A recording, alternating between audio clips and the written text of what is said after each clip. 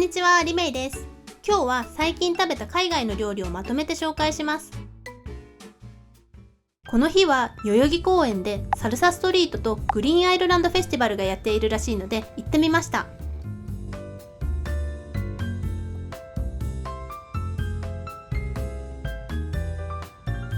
サルサストリートはカリブ海やラテンアメリカの文化をテーマにしたフードフェスです。フードトラックもいろいろな国の料理を売っているみたいです。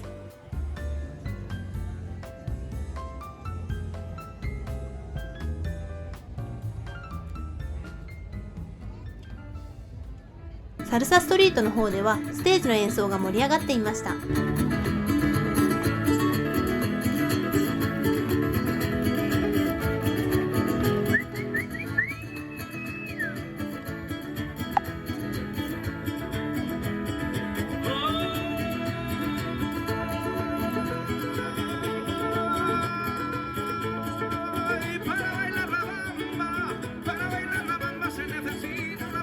何を食べようかなと思って見ていたら、行列ができているキューバサンドのお店を発見したので買ってみました。キューバ料理は食べたことがないので楽しみです。他のものも食べたかったのでキューバサンドはハーフを買いました。そしてこれはノンアルのモヒート風のドリンクです。キューバサンドは全くどんなものかわからなかったんですが、薄切りのお肉がすごく美味しくて食べやすかったです。もっとホットドッグみたいな重い感じを想像していたのでハーフを買ったんですけど、普通に1個買えばよかったかなって思いました。モヒート風のドリンクも美味しかったんですけど、この日ちょっと日陰に入ると寒かったので、あったかい日に飲むのがいいかなって思いました。他には何を食べようかなと見ていると、ジャークチキンという初めて聞く料理があったので頼んでみました。どこの料理かと思ったら、ジャマイカ発祥の料理らしいです。ジャークチキンは複雑なスパイスの味がして、このソースが結構辛めなんですが、それもまたチキンとすごく合っていました。欲を言うと、外で食べて料理が冷めちゃったので、温めて食べたかったです。隣の敷地ではグリーンアイルランドフェスティバルがやっていました。ここに来るまで知らなかったんですが、このフェスの数日後の3月17日は、アイルランドにキリスト教を広めた聖パトリックの命日、セントパトリックスデーという祝日なんですね。セントパトリックスデーは緑色のものを身につけて祝うらしくて、会場には実際に緑の服や帽子をかぶった人が多かったです。そういえば前にアメリカかどこかで川を緑色に染めるみたいなニュースを見たなぁと後から思い出しました。アイルランドフェス側のステージでは音楽やダンスが披露されていました。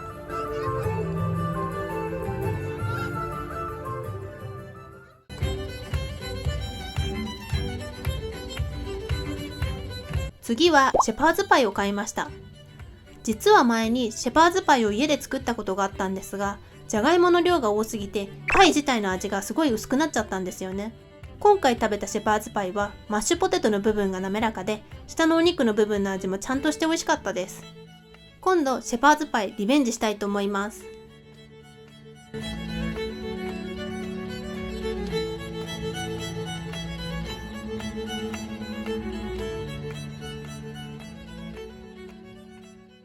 この後、セントパトリックスデーのパレードが表参道でやるって聞いたんですけど、まだ時間大丈夫かなってのんびりしてたら出遅れちゃって、超激混みの表参道を頑張って向かったら、もうパレードが最後の方で少しだけ見ることができました。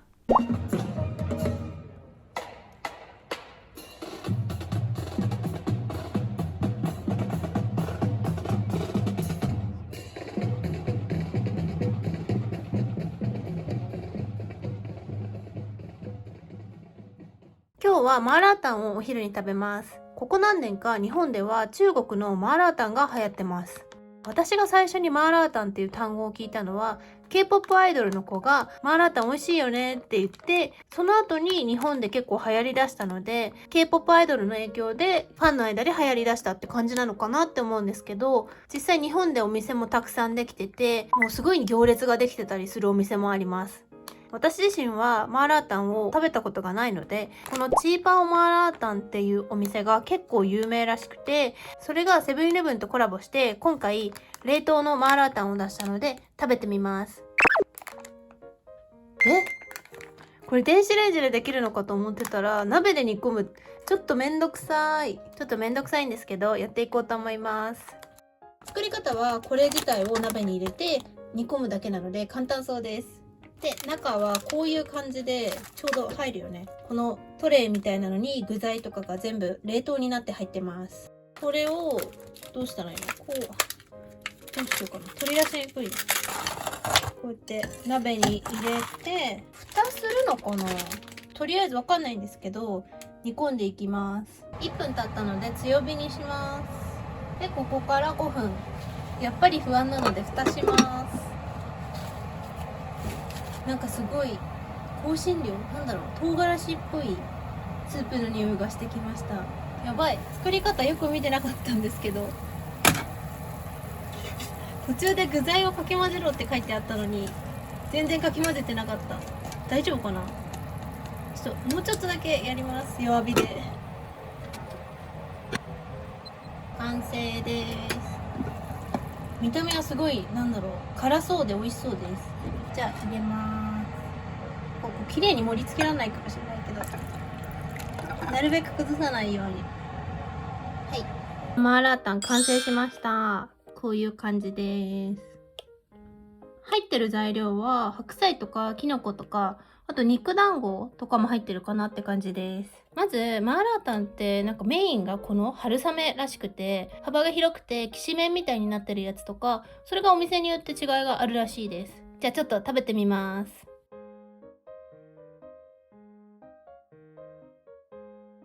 春雨は一般的なものよりちょっと太めって感じで、なんかラーメンというか、なんかこう麺を食べてる、冷麺みたいな感じの食感です。だから結構もちもちしてて、私は結構春雨とかくず切りとか白滝とかなんかそういう系すごい好きなので美味しいです。正直私マーラータンのお店に行ったことが一度もないので、マーラータンの正解っていうか、これがマーラータンですっていうのがわかんないんですけど、でも今のところすごい美味しいです。肉団子も冷凍してあるのにすごい美味しくて、味が美味しくなかったり、解凍の時にすごい硬くなっちゃったりとかして、あんまり美味しくないことがあったんですけど、これはちゃんとふわふわした食感が残ってるので、すごいなと思いました。じゃあもう一回、今度は野菜食べてみます。野菜って結構冷凍難しいから、どんな感じなのか。白菜のシャキシャキ感がすごい残ってて、冷凍野菜とは思えないような感じでした。香辛料とかが合わなかったらどうしようって思ってたんですけど、これはそんなに、辛さはちょっとあるけど、その山椒とか私が苦手な香辛料の味がそんなにしないので、なんかマーラータンすごい美味しいです。これセブンの冷凍コーナーに置いてあると思うので、よかったら皆さん食べてみてください。すごい美味しいです。今日はガパオの素を使ってガパオライスを作りたいと思います。この前代々木公園に行った時に実は奥にベトナムとタイのフードトラックもあって、でそっちも食べたかったんですけど、ちょっとお腹がいっぱいになっちゃったので食べれなかったんですよ。そこからずっとガパオライスとか食べたいなって思ってたので、レトルトのガパオの素で作っていきたいと思います。初めて知ったんですけど、ガパオってここのホーリーバジルのことなんだ。ガパオってずっとこのひき肉炒め的な意味だと思ってたので、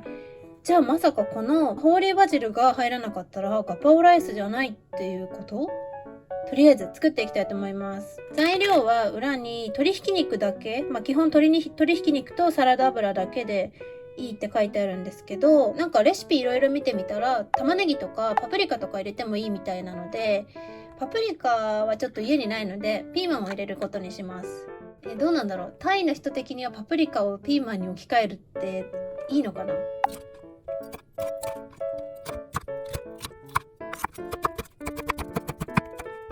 どうしよう、なんか野菜が多くなっちゃったので味薄くなっちゃうかな。ここに豚ひき肉、タイでは豚ひき肉を使用することもありますって書いてあるんですけど、今回は鶏ひき肉を使います。まずサラダ油を敷いて、先に玉ねぎを炒めます。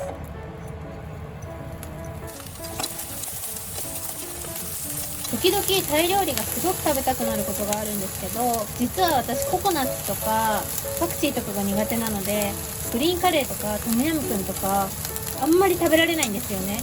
なのでいつもタイ料理屋さんに行くとガパオライスかカオマンガイとかしか食べないんですよね。なのでよかったらパクチーとかココナッツ、あとレモングラスを使ってないタイ料理があったら皆さん教えてください。ピーマンを入れて炒めます。じゃあ鶏肉を入れます。ガパオの素を入れていきます。結構サラサラしてます。でここから強火で炒めます。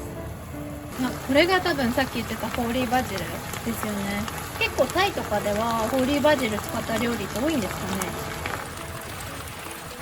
これで汁気がなくなるまで炒めるらしいです。すごいなんかバジルっぽい匂いがするんですけど、普通のバジルは違う種類っぽいので、匂いもなんか独特の匂いがします。もういいかな。すぐ焦げそう。じゃあちょっとここで終わりにします。ガパオライスでよくある上に乗ってる目玉焼きを作ろうと思うんですけど、あれただの目玉焼きじゃなくて揚げ焼きらしくて初めて知りました。じゃあ作っていきます。ちょっと早かったかも。鍋がなかったので卵焼きを作る鍋で作ります。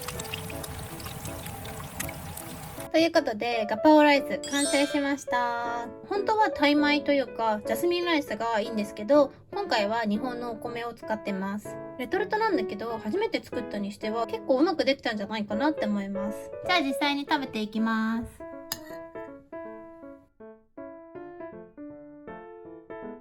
美味しいです。結構お店で食べる味に近い感じです。